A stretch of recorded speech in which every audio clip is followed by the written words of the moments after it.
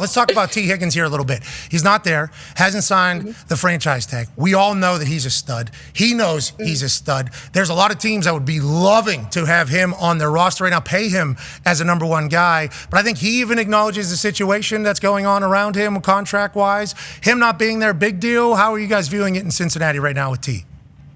I think everyone is viewing it as it's similar to what happened with Jesse a couple of years ago, Jesse Bates. It's a lot of similarities there, but it's different in that I've done a lot of reporting on this situation, and the main difference from what I've gathered is that T. Higgins camp, there's two things here. They felt like the initial offer that they were looking for was similar to Michael Pittman's deal with the Colts, which I know you obviously know a lot about, being in Indianapolis and playing for them. Hell yeah. That's kind of the deal that T. Higgins was looking for. He was never looking for a deal that would make him the highest paid player. Like, he's fully aware that Jamar Chase is playing aside of him. From what I have learned, that his camp felt that the Bengals' initial one-time offer was so low that it couldn't even move into a conversation about guaranteed money. So it was never about guaranteed money.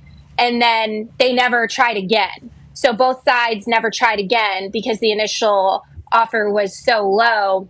And I think from Higgins' camp, the frustration comes in that 6 of the 7 players this year that were franchise tagged got long-term deals done. And his side basically believes like the spirit of the franchise tag is to allow more time for a long-term deal to get done.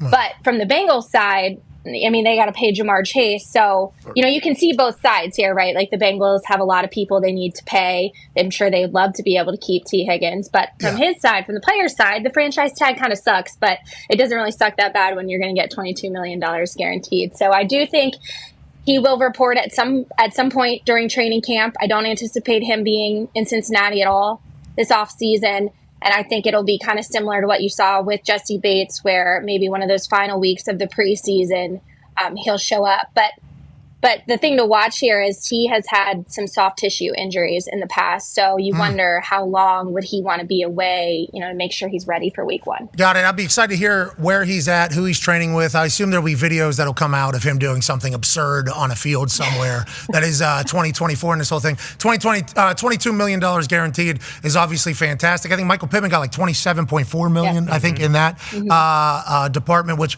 we over here in Indianapolis wish we would have given him more. I mean, Michael Pittman is our guy. Yeah. I think Cincinnati fans feel that way about T. Higgins as well. And you said that T. Higgins' agent says the spirit of the franchise tag is that we can extend negotiation time. Well, as somebody that got franchise tagged, the spirit of the team doing the franchise tag, and that is not how, you know, 6 out of the 7 this year felt that way. But they're saying, yeah, we got you for another year at this top 5 price without bonuses or anything like that. It just seems like Cincinnati's in a new era, though. Like, the thought of them having to pay multiple guys just like 5-10 years ago would be like, no way. But they're spending money now, right? They know what they have over there in Cincinnati, it feels like, right? They know what they have, and I think they had to make a decision after Jamar's rookie season. We're going to have to think 2 or 3 years out, and I think they decided after he went on to be the offensive rookie of the year, and he's Joe's number 1 guy, I think they realized this might be a situation where we might have to let a player who could potentially be a number 1 receiver out of a lot of other teams walk. I don't think anybody feels good about it, but I think the way that the Bengals view it as, we're going to try and make a run one more time with T. Higgins and Jamar Chase and Joe and see where the chips fall with that. And if that means we have to pay him $22 million for one more season, they're comfortable doing that. Hell yeah. And Duke, he said, if you guys want T. Higgins, go get one. That's literally what he said at one point, I think, at the Combine. Go ahead, AJ. What about the other side of the ball? Trey Hendrickson, his trade requests, where are they right now? How does Trey feel? How does the team feel? How do you see it kind of playing out? So Trey's trade request really wasn't that surprising, I guess, after learning a little bit more about the situation, because last year the Bengals gave him a contract extension. He wanted a bigger deal last year heading into the season, and the Bengals gave him a 1-year addition. They bumped him up $5 million in pay to basically say, hey, we hear you. We'll take care of you this year. And I think that Trey viewed that as, okay, here's the olive branch, but he chose to sign it. So he did have a decision. If he wasn't comfortable with that number, you know, he could have decided not to sign it, but he signed the extension. And then he went on to have another ridiculous year, 17 and a half sacks, another Pro Bowl. And this offseason, his representation in March met with the Bengals and said he's basically woefully underpaid, and we think he should be paid at the top of where all the rest of the edge rushers are. And we want you to redo this contract. And the Bengals basically said thanks, but no thanks. And that was back in March, and then that upset Trey. And so Trey was working out in Cincinnati, but he wasn't really around the team.